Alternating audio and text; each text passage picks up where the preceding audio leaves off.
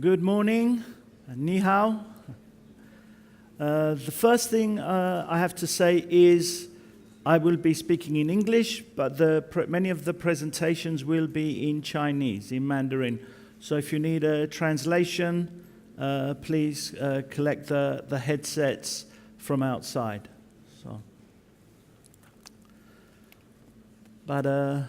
Automotive Logistics Group and our partners, CALA, the Chinese Automotive Logistics Association of CFLP, welcome you to Automotive Logistics China 2018 and to the wonderful city of Chengdu.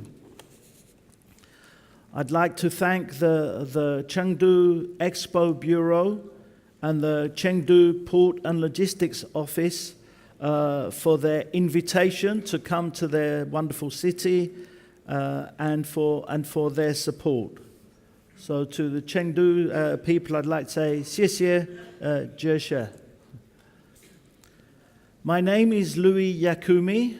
I'm the publisher of the Automotive Logistics Group, publishers of Automotive Logistics and Finished Vehicle Logistics magazines, and organizers of the Automotive Global series of conferences that are held in Mexico, Europe, USA, UK, Brazil, Eastern Europe, and of course this great China conference. The China automotive industry is growing more global as car makers are building more plants globally. China is also taking a leadership role in the development of electric vehicles. And there is a change in strategy and perception for Chinese cars. Before, people maybe used to think of them as cheap, but now they are thinking of the Chinese cars for their quality. This is also happening in the parts sector as suppliers are continuing to grow globally through acquisitions and also from investing in the best technology and people. I saw a quote, a headline in the Financial Times newspaper yesterday saying, "Take note of China's world-class businesses or be left behind." And in some ways, Chengdu is a perfect example of the change in China. For some, we think of it as the home of the beautiful pandas. And I hope you like our Chinese panda badges. And if you don't have the panda badge, they are available from our registration desk. But now we don't just think about the pandas. We think of Chengdu as a high-tech manufacturing and technology hub. So, and one thing is for certain, whatever changes are happening in China in the automotive industry, logistics remains as important and even more important than ever. So there are plenty of things to discuss for the next 2 days. And I'm sure all of these things will be discussed in the networking breaks that we have planned throughout the days and privately between our delegates. We are bringing together more than 400 of the most important people in automotive logistics for China. And over 200 of them are vehicle makers and parts suppliers, which shows how important logistics is for them to all gather here today. So please make sure you are open to meeting people, join the discussions, and ask questions. A very good group for you to meet are our sponsors. They sponsor the conference because they have products or services or specialist knowledge to support your company in the region here in China. I'd like to thank our first ever premier sponsor of Automotive Logistics China, our good friends Changzhou Logistics and China Forever Logistics. Thank you for being our premier sponsor and will be the hosts of the gala dinner tonight. Our gold sponsors, CFR Rimkins, Confezioni Andrea, FedEx, and Kuehne + Nagel. Our global sponsors, which means they sponsor our conferences all around the world, are CNW and Jeffco. And our silver sponsors, Bolloré Logistics, DS Smith, Goodpack, and Royale International. So please visit their stands, read their literature, and meet their people. And to keep up to date with the conference speakers and the conference program, we are using QR codes around the conference room and on the stands outside, so you can scan the QR code and get up-to-date information on the whole program, the speakers, and the timetable. But really, we have a lot of good content over the 2 days, quite forward-looking. You know, we're looking at electric vehicles, digital transformation of logistics, as well as the specialist subjects on finished vehicle logistics, service parts, and parts suppliers. And tomorrow, we will be splitting into two areas with a special CALA or CFLP day tomorrow, which will be in this room, focusing on the One Belt and the Silk Road. But we've got a great start to the conference with our first session, where we'll be getting some high-level indication of the Chinese industry from one of the top experts in logistics, getting some information and statistics from the State Information Center, and also to understand a bit more about the process of sales, because everything that we do here in logistics and in all car manufacturing depends on the dealers selling their cars. So we will be hearing from them later. But I'd like to welcome to the podium now the first speaker of our day, the first speaker of Automotive Logistics China 2018, our good friend and great partner for Automotive Logistics from CFLP, the China Federation of Logistics and Purchasing, their Vice President, Mr. Tsai Jin. Thank you. Thank you. 非常感谢，也非常荣幸能够参加今天中国国际 important event on Automotive Logistics Conference. I'd like to avail myself of this opportunity to brief you a little bit about the latest development of what is ahead for the China's automotive market, the supply chain, logistics, and growing global influence. It is fair to say that we are now at a new stage for our industry. I think we can view this issue from the following few aspects to have a basic understanding of the future trends. First of all, you have to view this issue from a developmental perspective to understand fully about the macro environment in which we operate. Yesterday, the State Statistics Bureau has released the figures, China's economic indicators for the first quarter of this year. So it can be summarized as follows. First, steady growth speed of our development. It is moderately controlled. It is agreeable with our expectation, or if not ahead of our expectation. So probably you have already heard a lot about the two sessions, especially the government report given by Premier Li Keqiang. In this government report, Premier Li Keqiang mentioned that China's GDP is expected to grow at about 6.5% this year. According to the statistics released by the Bureau yesterday, the Q1 figure is 6.8%, much better than our expectation. So this means that we have been quite steady and quite capable of controlling and maintaining our speed. Secondly, good efficiency of our quality control, meaning the quality has been optimized. By ways of understanding of the optimization of speed, we can say the following few things. First of all, the internal quality has been improved to a new high. All the economic indicators and components have been well coordinated. So from all the figures, statistics available, you can see that, especially from the relations between the general supply and demand, it is moving towards greater balance or equilibrium. We have a PMI indicator or index. This PMI reflected fully that the number of new orders and the number of new productions have been growing steadily and moving towards greater optimization. So it means that general supply and demand are very much aligned with each other. It is largely attributable to the supply side reform, where we have weeded out those underdeveloped or those backward production capacities. And so this is what we call the deleveraging process, and the internal improvement of the quality of the production has been fully reflected through the balance we have achieved, especially greater balance between different regions, different sectors have been fulfilled. For quality improvement, I think we can see it very clearly from the steady growth of our employment. Because, steady growth of our production have maintained adequate job opportunities for all. So the third issue is synchronization between quality of production and efficiency of production. Of course, we only have the Q1 figure. The Q2 figure is yet to come out.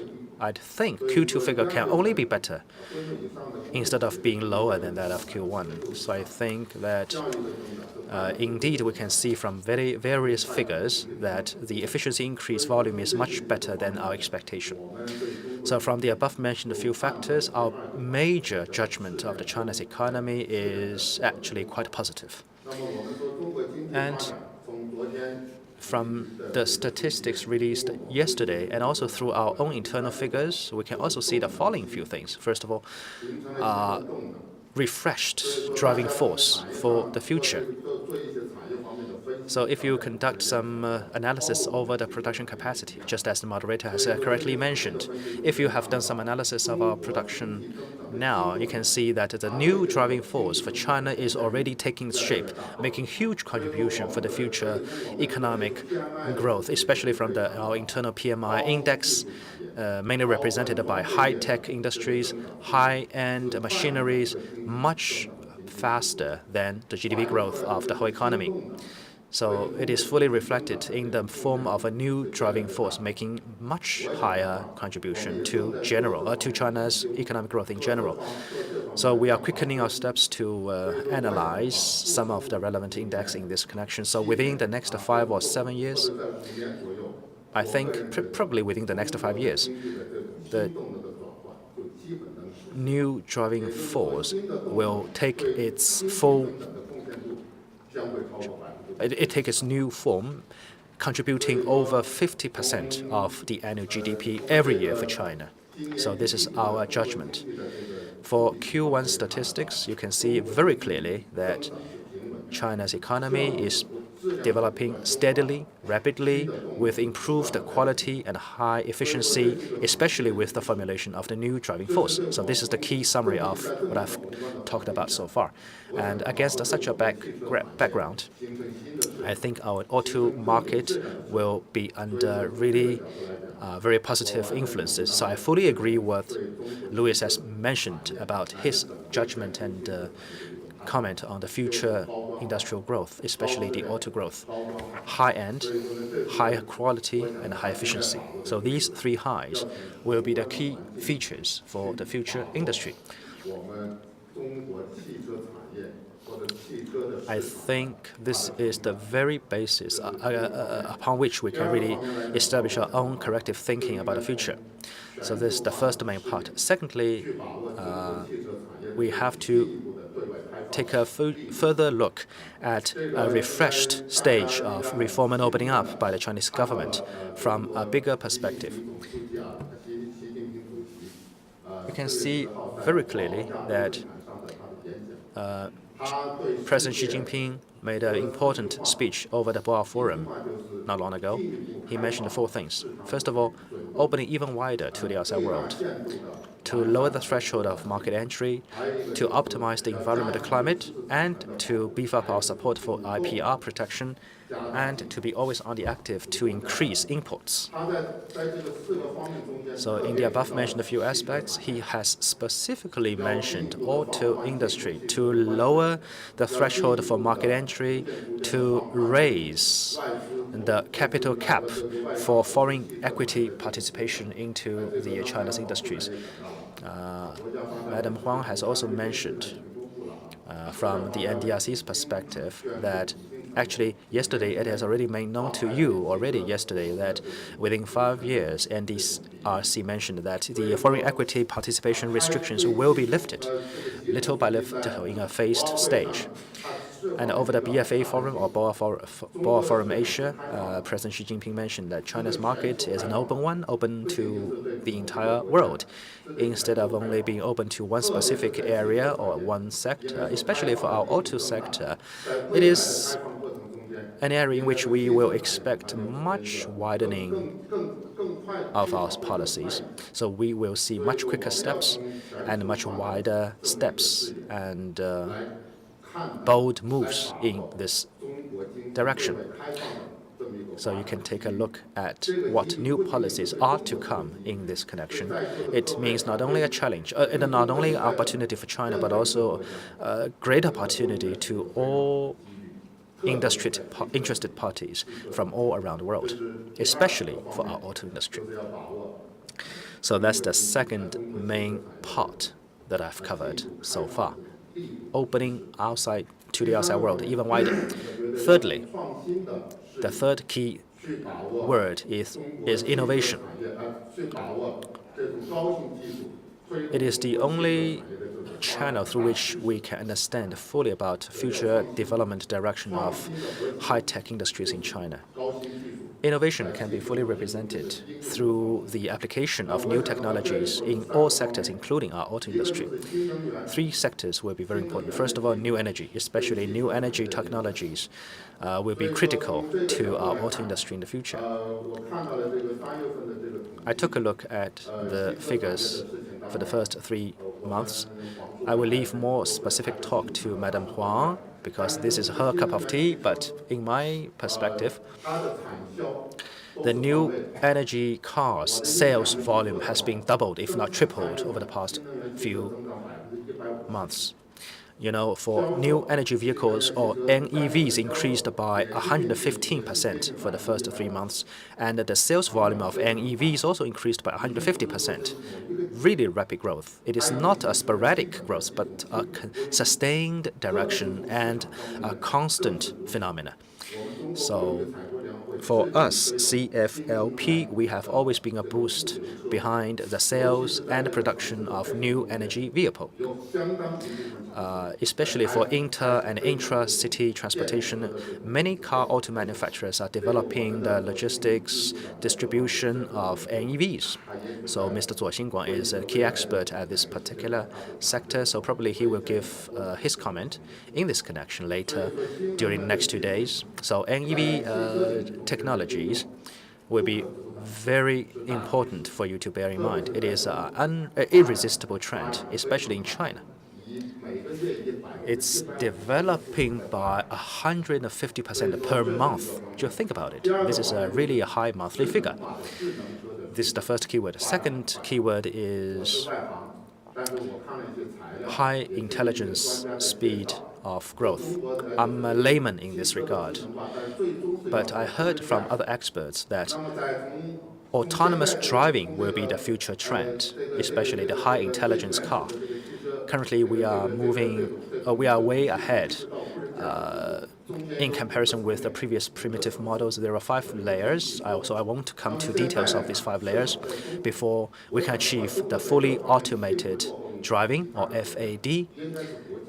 At least in China now, we can call ourselves HAD, or highly automated driving levels, especially for some road deviation or some other relevant technologies have been extensively applied over those areas. My daughter bought a car early this year, which is a Mercedes-Benz car from Beijing Hyundai. So if you rent a ride, the steering vehicle will send you some signals and will bring your car back to the original track. So this is highly automatic, and including our advanced manufacturing industry, this is also critical. So I think in the near future, the so-called autonomous driving will be a reality. So I think intelligence involvement will be the key trend. The third keyword is Internet of Cars, or IOC. It is really breaking away from the confines of the traditional industries, and it has been fully integrated into many other parallel sectors, especially combining passengers, autos, road conditions, and what we call the Internet of Cars. So the four integrating into one entity will be the mega trend. The auto industry cannot develop by itself. It must be connected to the road infrastructure, the logistic industries, and the people flow. So right now we need these kind of integrations between different elements in the Internet of Cars technology scenario. I do believe that there will be a comprehensive integration between cars, road infrastructures, and people flow. So this Internet of Cars industry is something that we must pay critical attention to in the future. So the third part I'm going to cover is that we need to focus on innovation. We must make full use of the application of new and high-tech so that these new technologies might have a disruptive effect on the auto logistic industry. I'm not talking about distant futures. I'm just talking about the futures in the next 2 to 3 years. And fourthly, we're going to go back to the themes of this conference. We need to introduce innovations in the organizations of the auto logistic industries. We need to be sober-minded about the megatrends in the auto logistic industry. Yesterday, the 8 ministerial organizations jointly issued a document on carrying out pilot projects of the logistic industries in urban areas. Well, the Ministry of Information, the Ministry of Agriculture, the People's Bank of China, the Ministry of Finance, the China Insurance Regulatory Committees, and NDRC jointly issued the documents to encourage the innovations in the logistic industries. Well, I think in China, the auto industry is taking the lead in introducing innovation to the logistic industry. I think innovation is just part of the story. We need to bring this value chain to a higher level. We need to bring this logistic industry value chains to the rest of the world.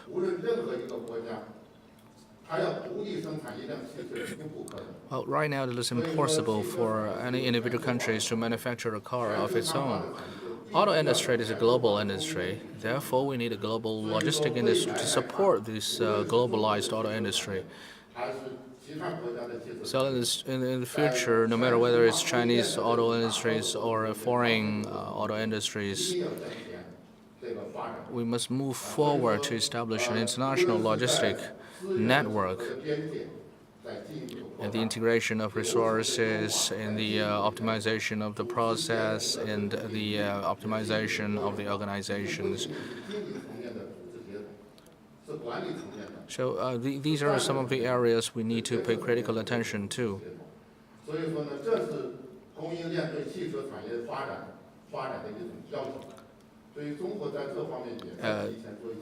I think Chinese government and Chinese industries are making preparations for these megatrends starting from 2015 till now. Well, we've already launched 8,000 pairs of trains connecting China and Europe. We transport the car parts from Europe to China.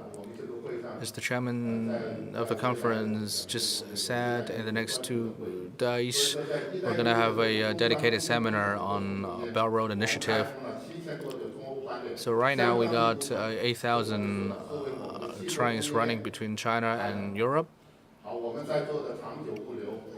The Changjiu Logistics is in charge of a train line between Harbin and Europe to transport car parts from Europe to China.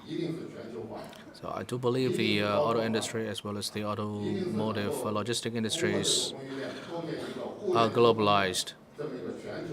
And we're expecting a mutually connected and open and global auto industry and automotive logistic industry. This is a mega trend that will not be reversed.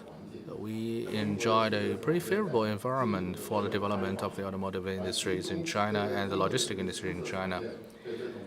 The automotive industry will be led by new technologies and innovation in the future. The automotive logistic industries in China are moving up the value chain and are becoming more and more globalized. These are the megatrends of the auto industries and auto logistic industries in China in the future. Thank you very much.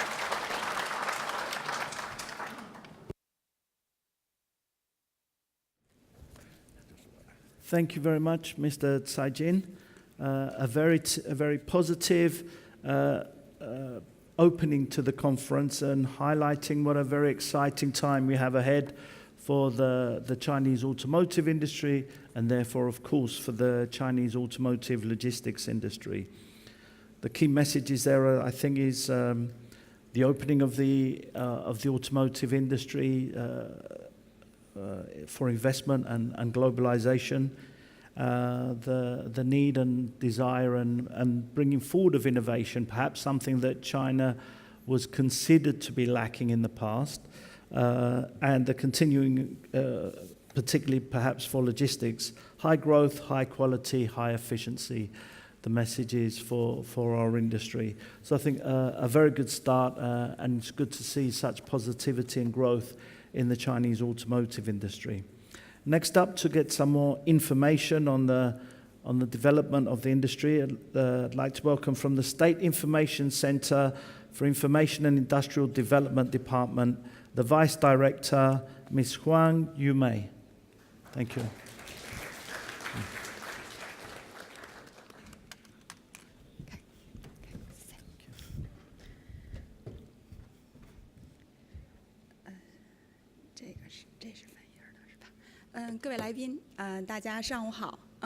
Good morning, ladies and gentlemen. First of all, I'm really happy to have the opportunity to attend this automotive logistic conference.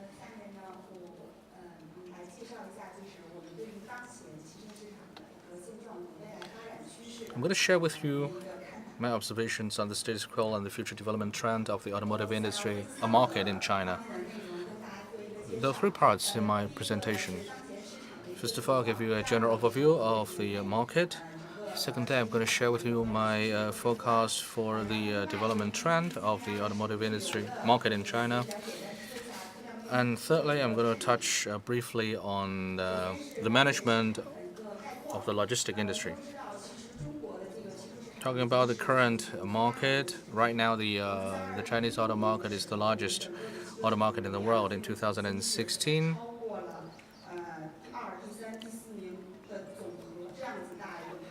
well, the total automotive market is larger than the aggregated market size of those who are ranked number 2, number 3, and number 4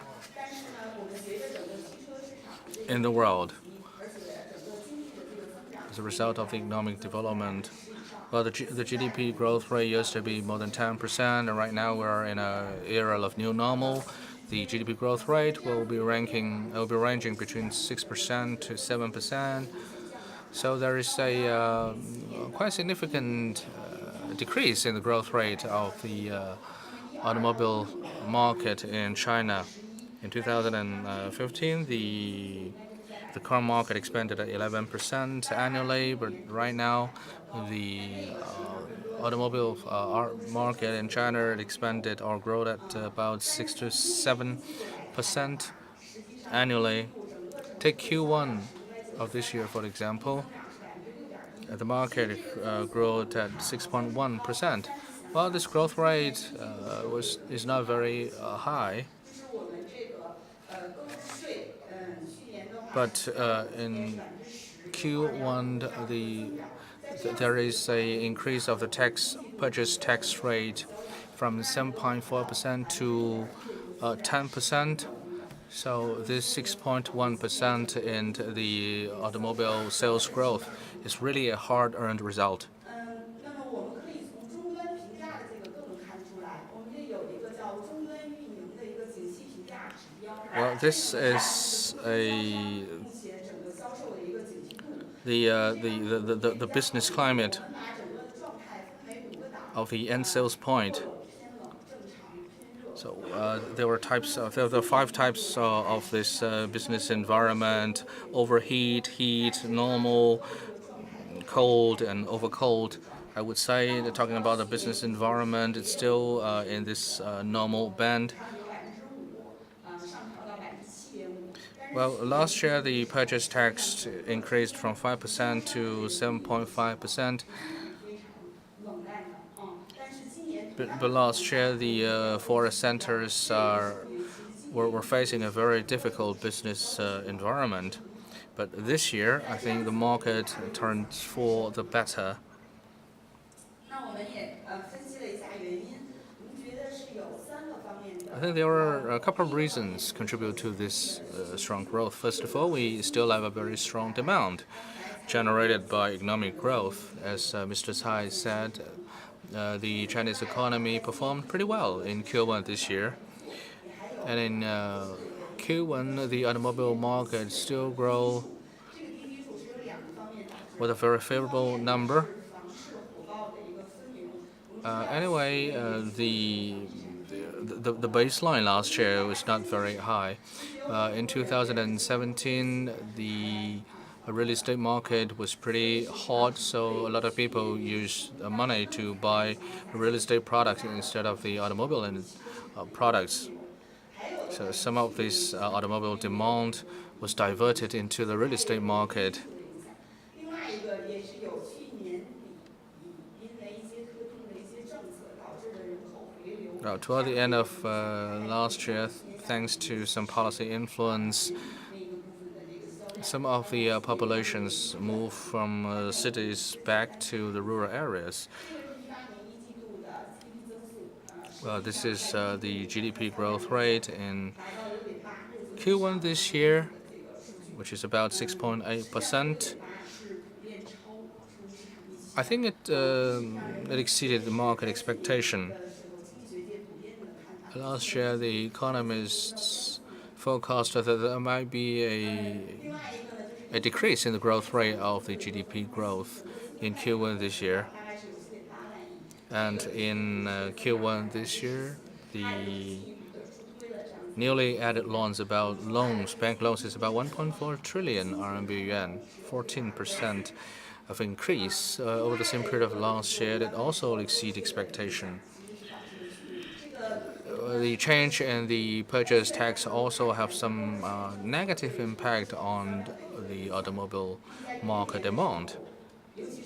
In 2016, especially in the second half of 2016, the purchase tax rate was at its historic low, so that boosted the automobile market demand. Later on, this purchase tax rate increased gradually. That encroached upon some of the automobile demand. There was a period of time in the past that the market was not very sure about the future policy directions as to whether the purchase tax rate will continue to drop or will continue to grow.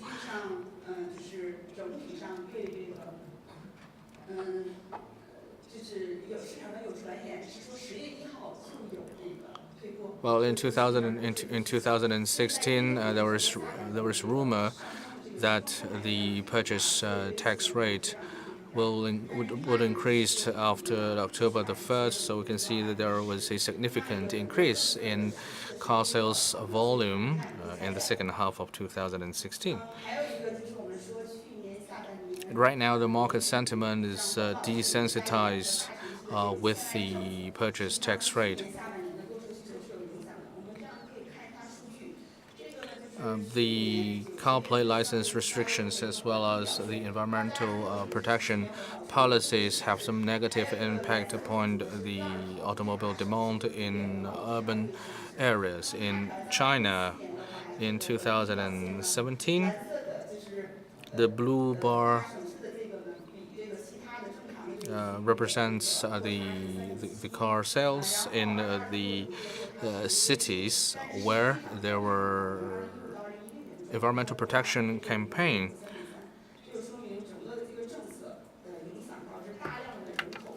Well, the policies drive a lot of urban populations to go back to rural areas, so it has some negative impact on the automobile demand in the second half of 2017. But most of this impact was on the low-end automobile products and South Korean branded automobiles.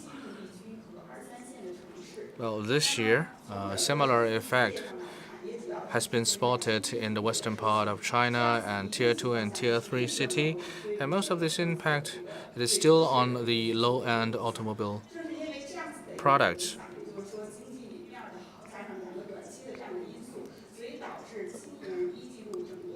The favorable economic fundamentals as well as the two negative policies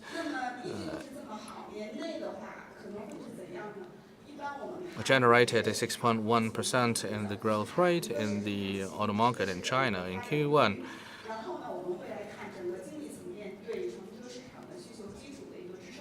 We need to take a look at how these economic fundamentals will continue to support the automobile market growth and some of the influence of the short-term policies.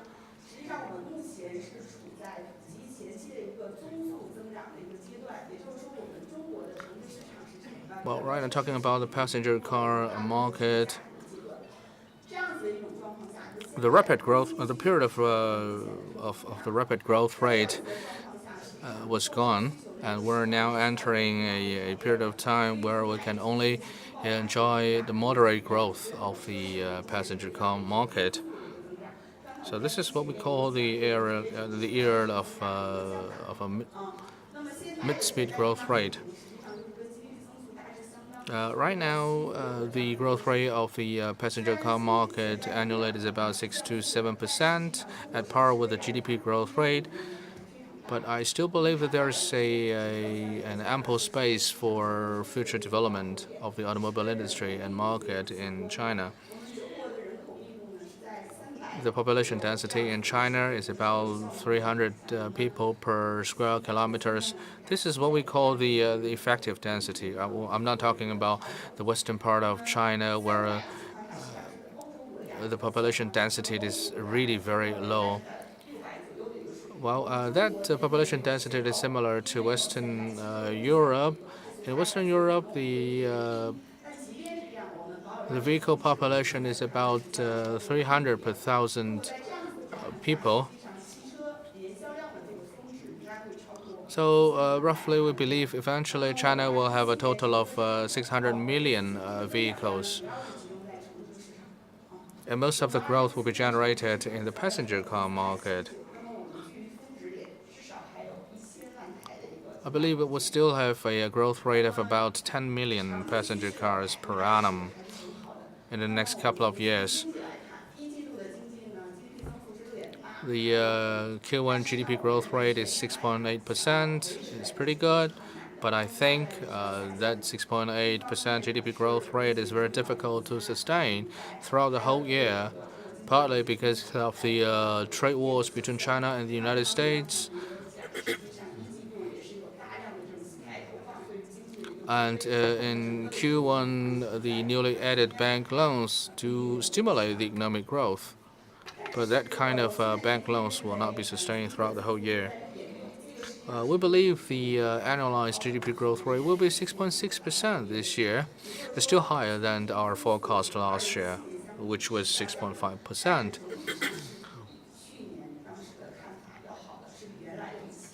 So the GDP growth rate this year will be lower than that of last year, but it will still beat our expectation. So why the GDP growth rate in 2018 will be lower than that in 2017? First of all, according to international experience, as the per capita income or per capita GDP increase, the growth rate will drop. And in 2018, we're going to launch a wide range of reforms. At the beginning of these reforms, we might witness some drop in the growth rate of GDP. That's natural. And also, we got a policy target saying that we don't have to aim at very high GDP growth rate. Maybe by 2020, we'd love to build a well-off society. So, meaning from 2016 to 2020, the minimum GDP growth rate should be 6.5%. But since we're doing pretty well in 2016 and 2017 and 2000, so we can now lower the GDP growth rate to 6.4%. So that's why we believe that the GDP growth rate this year will be a little lower than that of last year. So anyway, this year the industrial separational issues will be highly relieved because of the boost from the new service industries. Because of the finance sector's impetus, you can see this is the gray part, which is the reductive force from some of the sectors of the GDP, and the red part is the positive part. The 2017 GDP performance improvement is largely because of the fact that we have done a lot to the outdated industries and also to the back-end industries.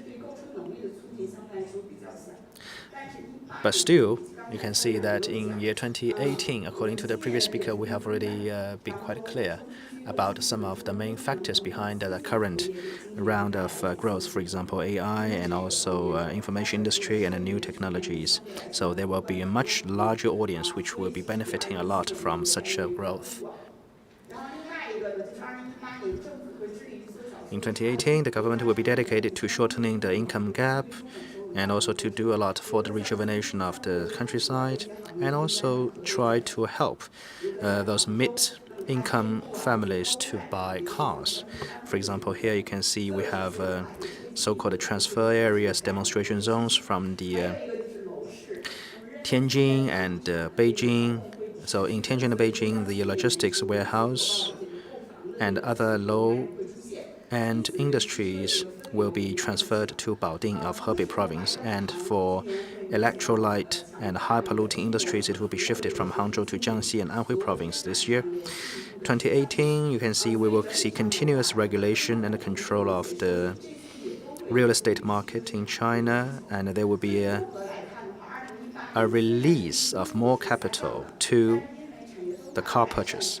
And also the PBOC will do more to guide more financial services to serve the real economy. So there will be no apparent stringency for the use of capitals, especially for the real estate. And also another key factor is the so-called purchasing tax. If treasury policies entry or exit will be the biggest disadvantage for year 2018, especially for the car market. So this line is a key reflection of the factor whereby it stands at around minus 500,000 sets of vehicles. This time last year, it's somewhere between 500,000 to 600,000 positive or above zero. And this year it will be minus 500,000 because of the cancellation of the purchasing tax preferential policy. Having said that, still you can see we see strong impetus behind the supply side reform. So given such a disadvantage, we can still have the confidence to say that in 2018, the annual sales volume actually is not that low. It is expected to achieve a new high because of the supply side reform.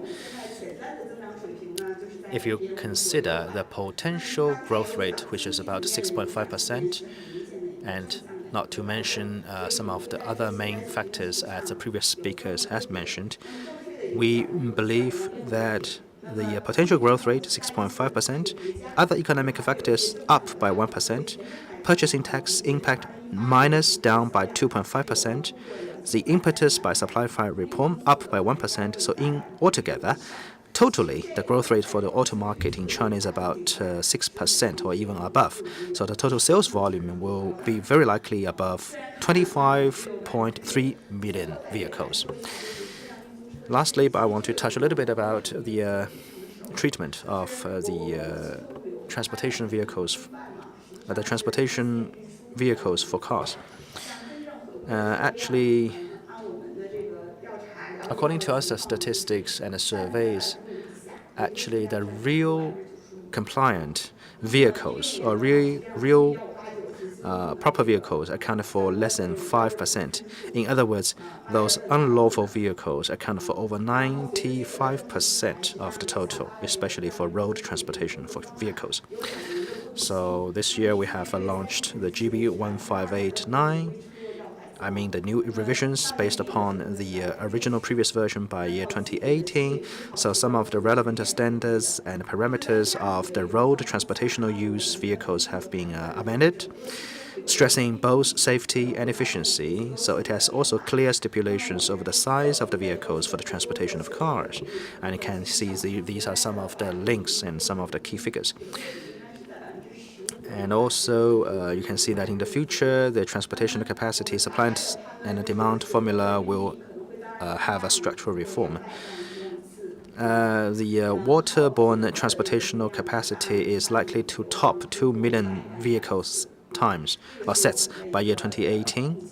So this means it will see we will continue to see the cost advantage of this transportation mode. Thank you very much. Thank you very much, Ms. Huang Yumei. Again, some good statistics giving us an update on projection and current numbers and projections for the future, and again, looking very positive for the automotive industry. Next up, as I said at the beginning, everything we are here for, anybody who's working at a car maker, a parts supplier, or a logistics company, we all depend very much on one thing, the sale of the cars.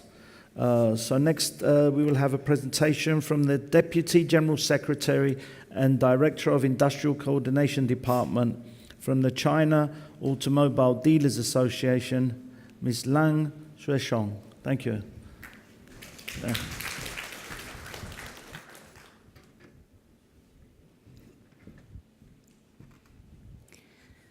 各位领导、各位嘉宾、女士们、先生们，大家上午好。Morning, everyone. First of all, on behalf of CADA, on behalf of our Secretary General and on behalf of our Mr.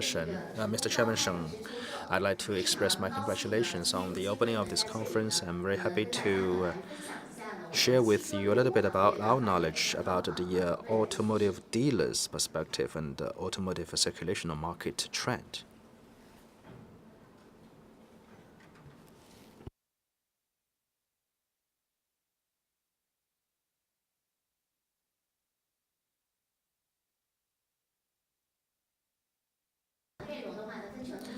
Okay, there are three parts of my speech today. First of all, some overview of our industry. Secondly, about our network distribution construction. For CADA, our main dealer members are mainly responsible for the sales and the after-sales services for finished vehicles. Can we switch back to the previous slide? Okay, the previous slide is about some of the key indicators of our industry. I'm having some trouble switching to the previous slide. Can we switch back? Yes. Sorry for the technical issue. Anyway, well, these are the statistics of our industry. Just now, Madam Huang has mentioned that the production volume is about nearly 30 million. For the car park volume, currently it's about 290 million cars in China, not including some other passenger cars, but here we have only put in the traditional cars. But for the new vehicles, consumption volume is also here, which is about 4.22 trillion RMB yuan. I mean, this is the total consumption volume of new vehicles, which is a very important index for all the statistics in China. The purchasing tax contribution under the current policy, which is about 7.5% incentive, the figure stands at around 328.1 billion RMB yuan. This is the car purchasing tax. So you can see that the cars really contributed hugely for employment, for tax, and also for consumption. So this is really stands at about 10% of the total GDP growth rate in China. For second-hand cars or used vehicles transportation and also consumption, it increased by nearly 20% last year. I mean, the transaction volume for the used cars in China is around 19.3%. The total sales volume is around 12.401 million vehicles, used vehicles. For the licensed second-hand cars, that's around 19 million, quite close to 20 million. So very soon you will see the figure will be somewhere around 1-to-1 ratio for new car sales. So I think this 1-to-1 ratio will be very likely within our reach within the next 3 years. So for each new car sold, we will sell one used car in China. For other indicators, you can see we have the so-called aftermarket market volume. In year 2017, it's over 1 trillion RMB. I mean, for maintenance, repair, and other aftermarket services. Around 60% of this volume is dedicated to the accessories and the spare parts. If you put all the accessories and parts together, the total figure is around 3 trillion RMB yuan for the national after-sales service scale. In the future, this is very likely to increase even further.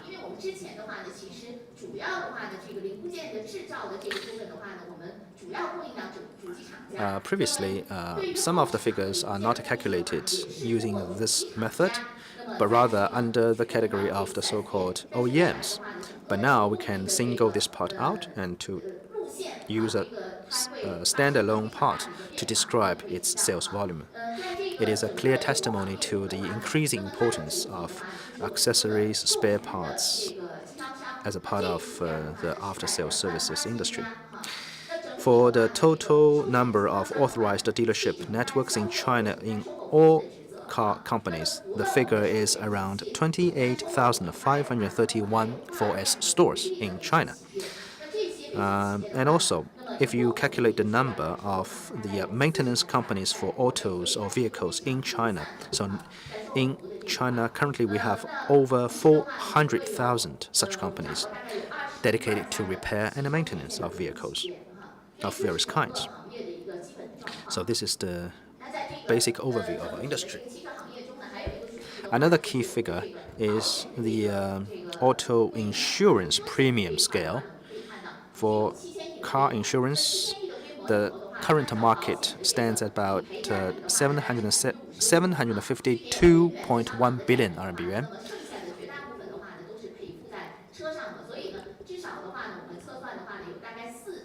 And our rough estimate is around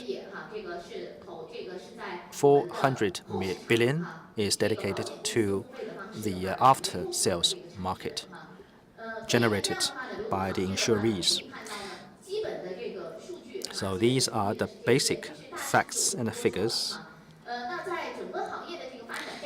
Against such a background, the development of any industry cannot go alone. You have to put it in the context of the macroeconomy of the whole country. So this is traditionally the three so-called driving forces, as we see over the past few years. That's consumption, investment, and a net export. Over 10 years ago, we rely very much on investment, but now it has been shifting from investment to consumption. For consumption, it accounted for over 60% of the total GDP. That's almost 2/3 of the GDP in year 2017. So if you want to portray the current auto consumption in China, so these are some statistics for you. You can see that the social consumption good retail volume is really very high.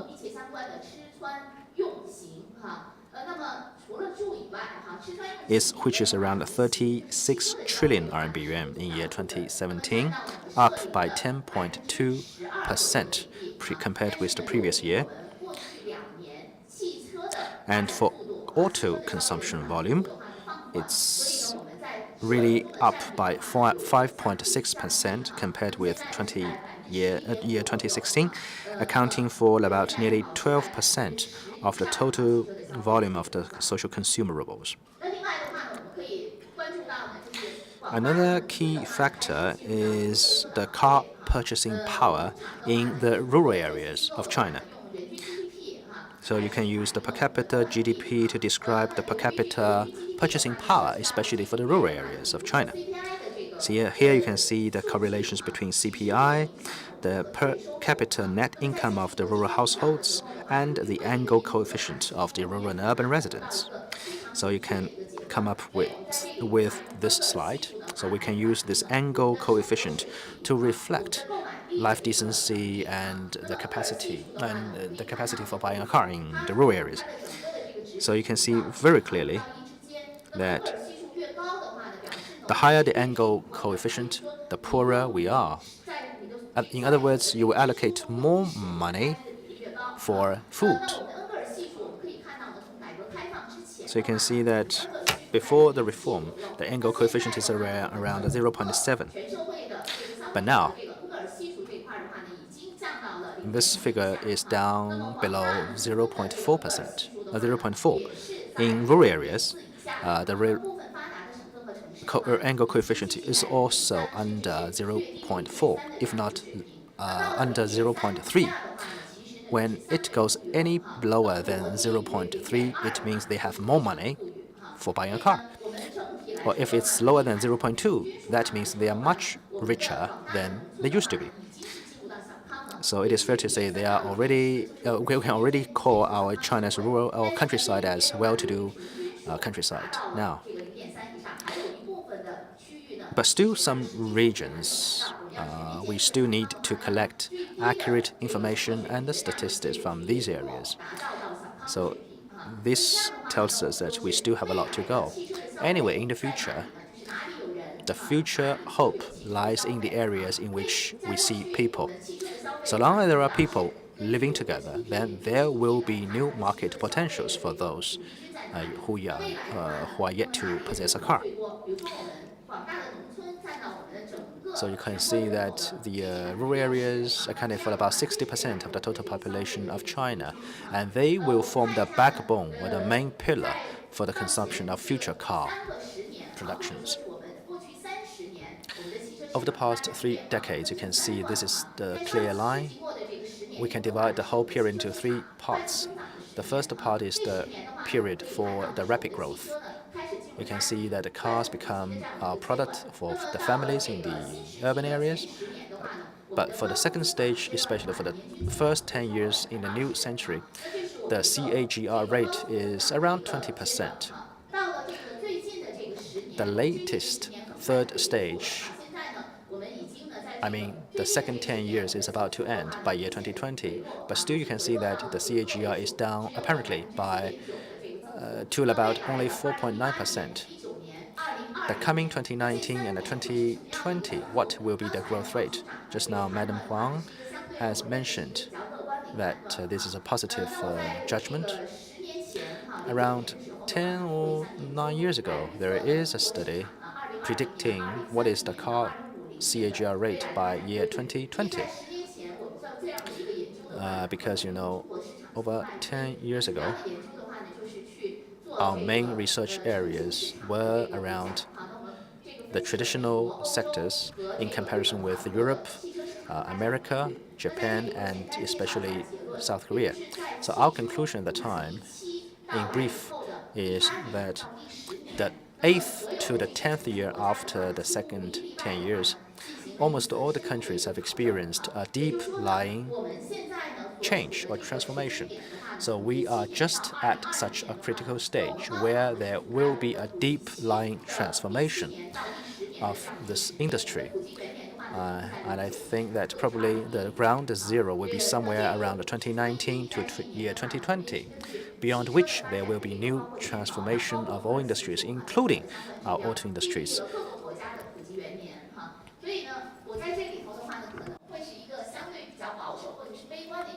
So I have a pretty conservative or even a little bit pessimistic forecast. Maybe in 2018, 2019, and 2020, the number will linger around 3,000.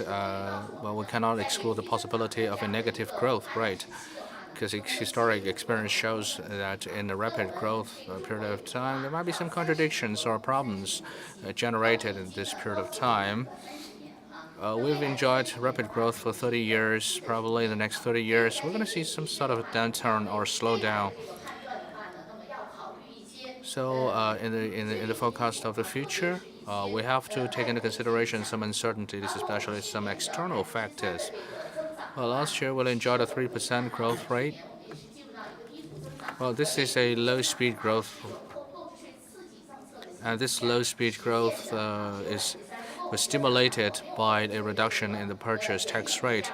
Let's say without that favorable purchase tax rate reduction, we might witness negative growth in 2017.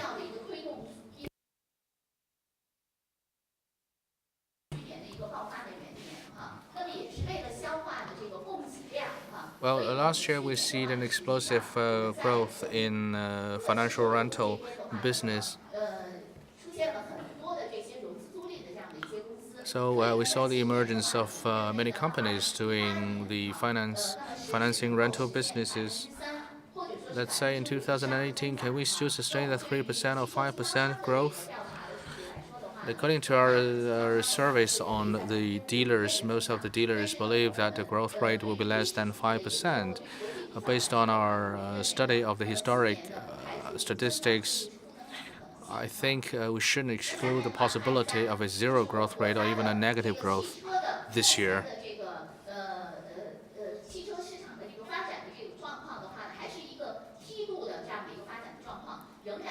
We can still see that there is a sort of a gradient development, a pattern in China. In eastern part of China, we can still see some rapid growth, despite the fact that the baseline is still very high. Well, as to the second echelon, I'm referring to the market in the mid part of China, and third echelon. By saying third echelon, I refer to the western part of China. For example, Xinjiang Autonomous Region, Tibet, and even Heilongjiang Province. Yeah, the baseline is pretty low, and these provinces are autonomous regions, but they can enjoy a relatively rapid growth. In China, there were 54 cities with the vehicle population exceeding 10 million, so this is a huge number. There are more than 20 cities where the vehicle population exceeded 2 million.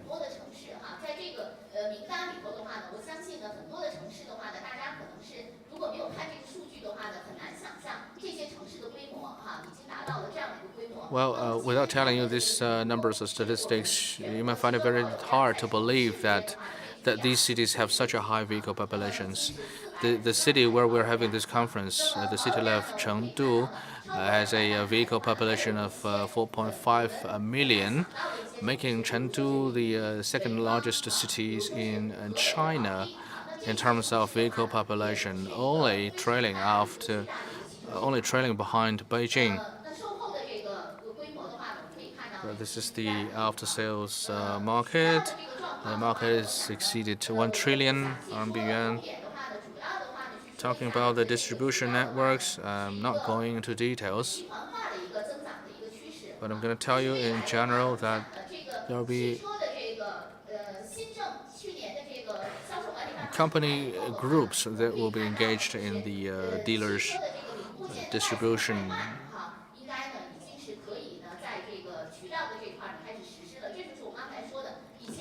Well, in the past, the spare parts are supplied by OEMs, but later on, in the futures, for a big dealership group, they can purchase these spare parts by themselves. So they will rely more and more on the automotive logistics. So this is there'll be more and more dealer groups in China instead of individual foreign stores. This is big opportunities for the logistic industry. For the large dealer groups, I would say the size of the dealer group in China is still larger than that of the United States. This is the profitability of our dealers. We can see that there is a significant improvement over the profitability of the dealers in China.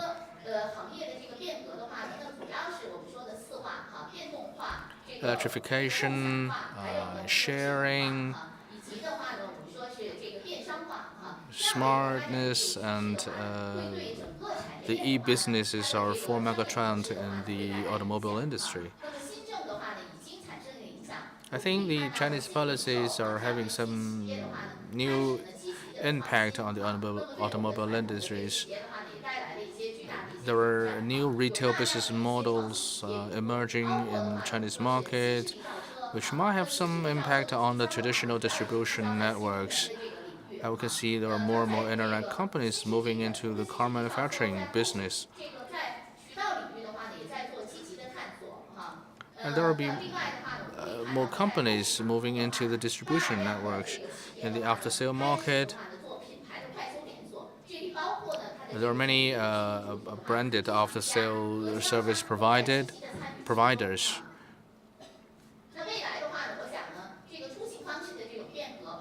There will be significant revolutions to the mobility industry. The OEMs are redefining themselves from a car manufacturer to mobility provider.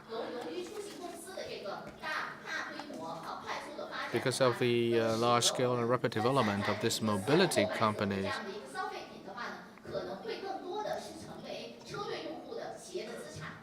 well, probably in the future there will be more car rental companies or motorcade.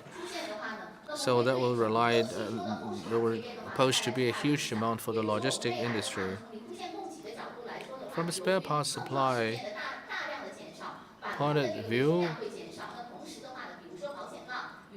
because of the smart driving or autonomous driving, there will be less and less traffic accidents and collisions. So there might be a significant drop in the demand for any car body repair or maintenance service. For spare parts logistics, there might be some significant changes. For example, JD is building its own logistic networks. For Amazon, their spare parts logistics valued more than $5 billion last year. So e-business is something that we have to pay attention to.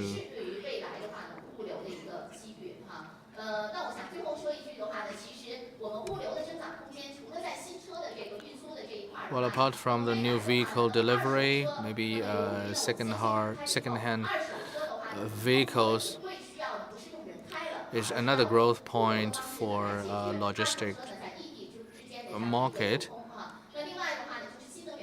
A new energy vehicle might need a lot of supply of power, battery. So the storage, usage, and transportation of these batteries are the new growth point for the auto logistic industry. That concludes my presentation. Thank you very much.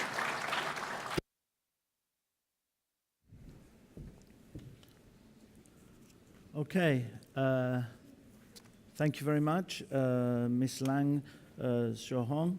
Again, a very interesting presentation. A little bit less positive, maybe, but still, there is still, I'm sure, quite a bit of growth still to come for the automotive industry. So now it's the time for questions for the panel. So if you have any questions, what we want you to do is to raise your hand, wait for the microphone to come to you, and then when the microphone comes, please say your name and your company name, and you can then ask the question.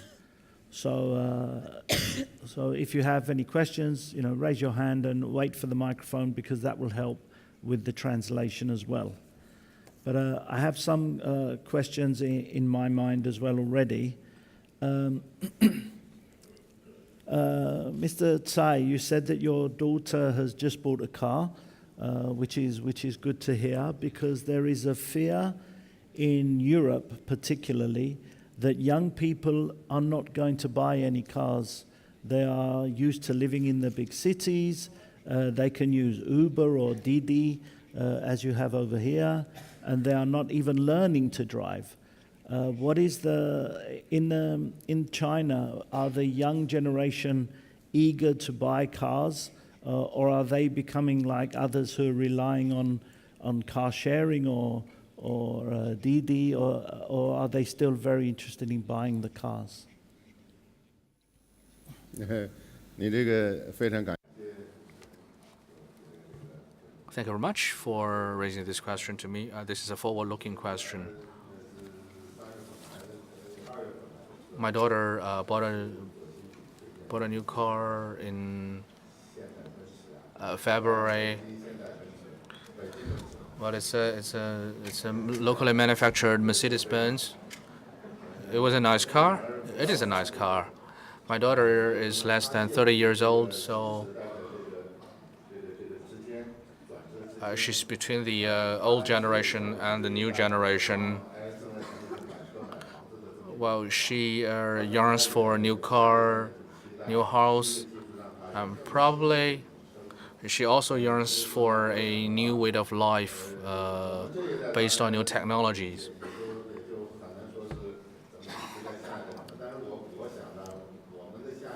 I think for the generations like my daughter, probably during the first half of her life, she'll be interested in buying new cars, but probably during the second half of her life, she'll be interested in car sharing or other types of mobility. And for the new generations to come, their transportation method or mobilities will be entirely different from ours. Probably in the future, no one will be interested in driving a new car or learn how to drive, because it's not necessary to learn how to drive.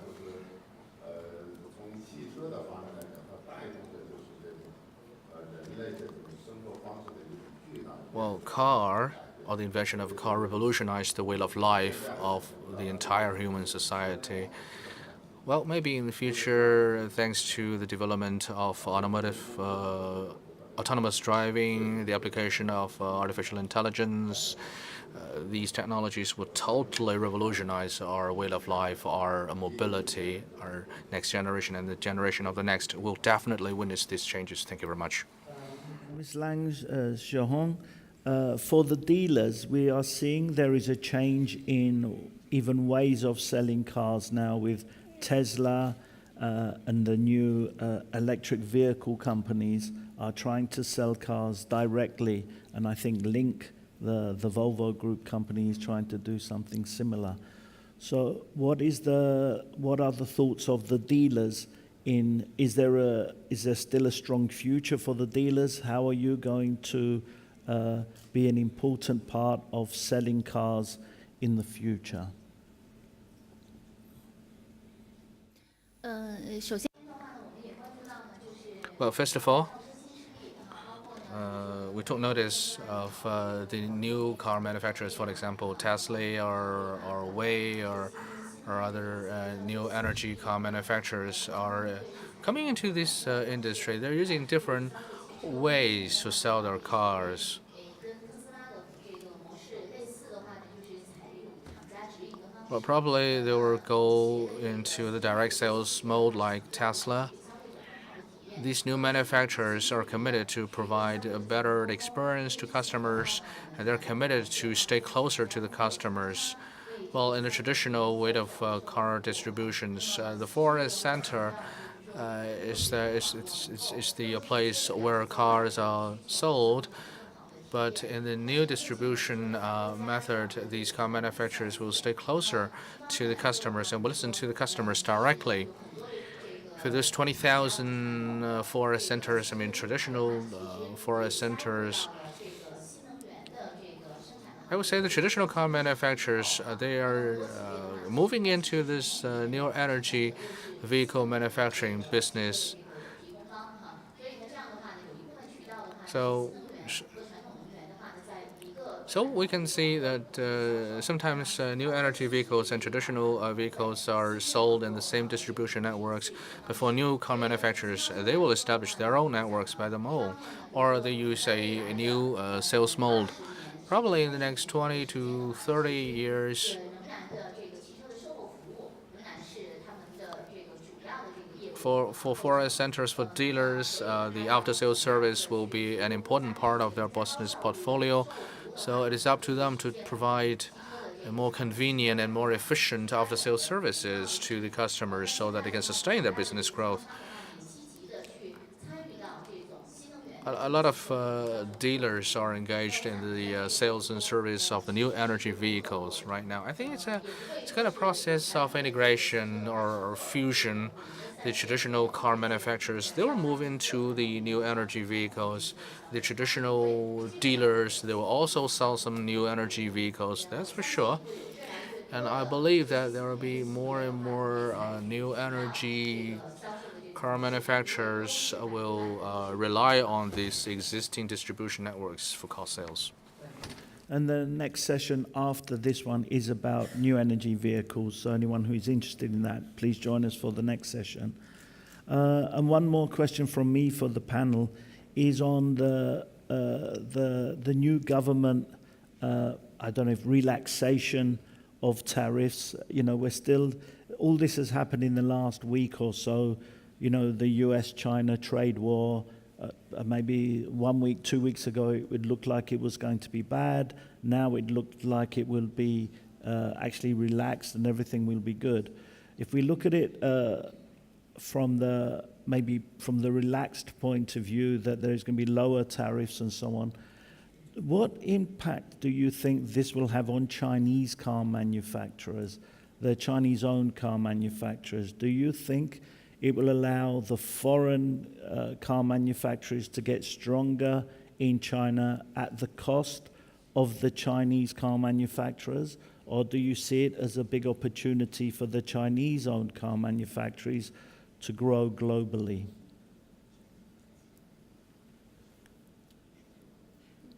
Thank you very much for raising this question.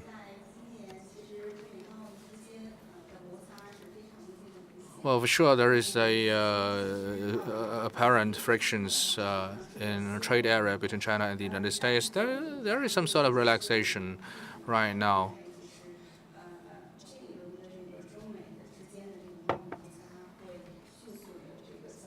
But we don't think that this kind of trade issue between China and the United States will disappear very quickly. And in a macro framework, China is pushing ahead this One Belt One Road initiative, and the international status of China is on a constant rise. U.S. President Trump puts the the U.S. interest first. So this trade dispute between China and the United States took place in this background. Well, eventually there might be some sort of concessions between China and the United States, but I don't think this friction will disappear entirely. But talking about tariff, especially the tariff for imported vehicles into China, I think the tariff rate will go down. Not only because of this trade friction or trade dispute between China and the United States. In a global economy, U.S. is taking the backward direction in terms of international trade, and China is, of course, moving ahead. So in terms of globalization, China will have greater responsibility to shoulder, and China need to further open up its market. This is a mega trend, and there's no disagreement on this mega trend between China and the United States. But China and the United States might disagree on the details on how China will open up its market. But of course, the lowering of the tariff, import tariff, will go down. According to our forecast, this tariff will go down in 2018, of course, in a gradual way. Right now, the imported tariff rate for vehicles is about 25%. Maybe in 3 to 5 years' time, that rate will drop to 15%.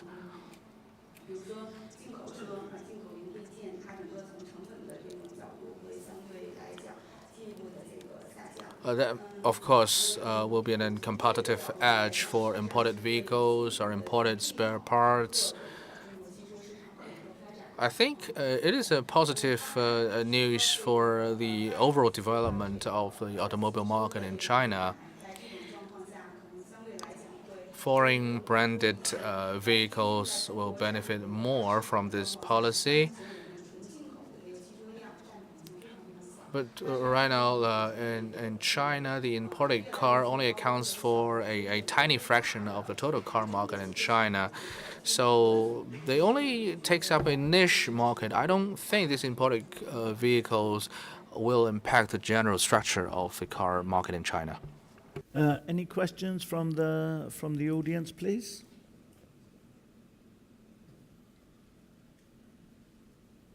Okay, I think we have a quiet audience today. There is a question in the middle, in the far side. Sorry, thank you. Excellent. So if you can say your name and your company name, please. This is Jackie Chai from Cherry Jagger Land Rover. I'm the IT department looking part of the supply chain. So I have a question for the ladies and gentlemen on the stage. We know that China is going to open its automobile industry market to foreign companies regularly. And if it happened that a foreign company overseas can 100% own the car company in China, what's the impact in that cases to China's automobile logistics? Thank you.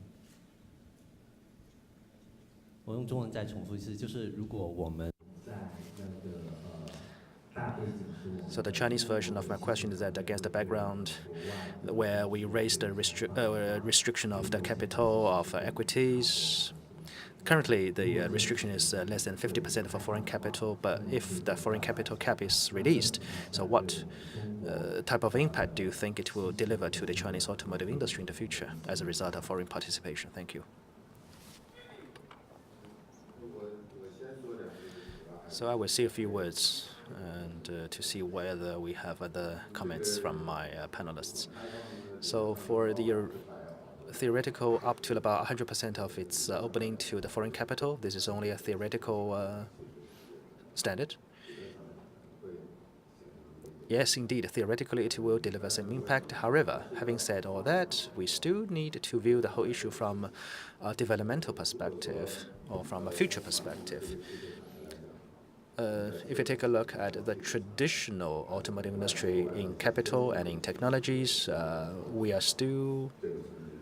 if we are still lagging far behind compared with the foreign counterparts, then it will receive a huge impact. However, as I said, auto industry is an industry that has a lot to talk with the high-tech industry. So in a new era where we use new technologies to push ahead the growth of our new companies in this industry, I think no matter whether it is a foreign company or a Chinese company, then I think on technology perspective, we are at the same starting point. I don't think there will be a huge impact for the Chinese industry.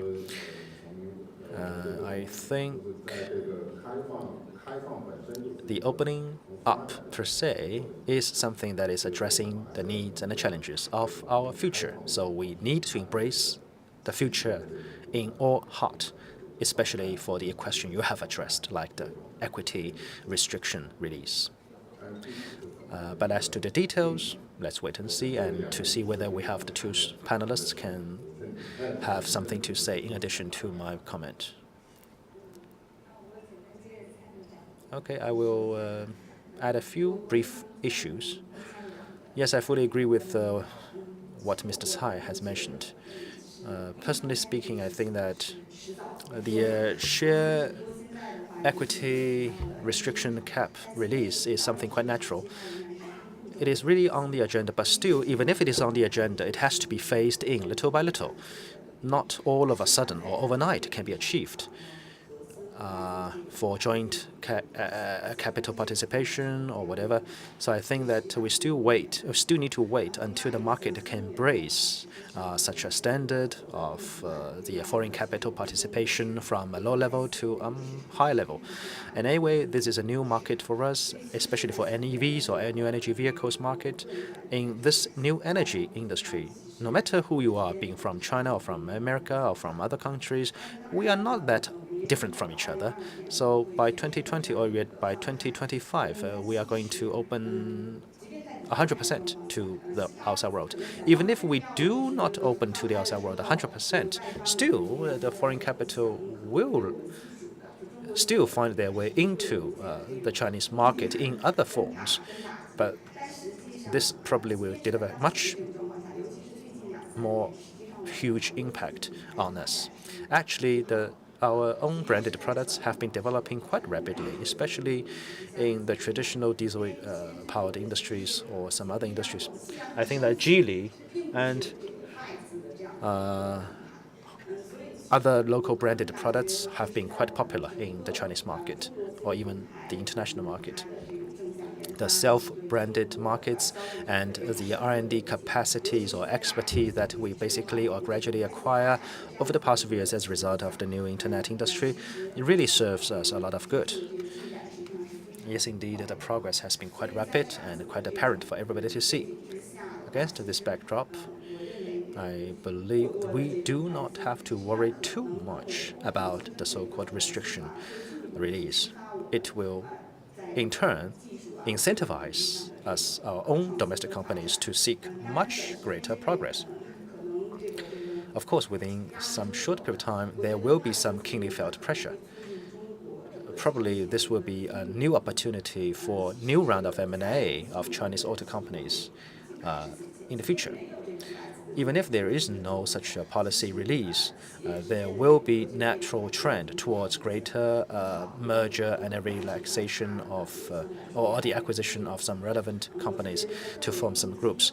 So I think that against the backdrop of the so-called fair and equal competition, we are going to move towards this direction even further.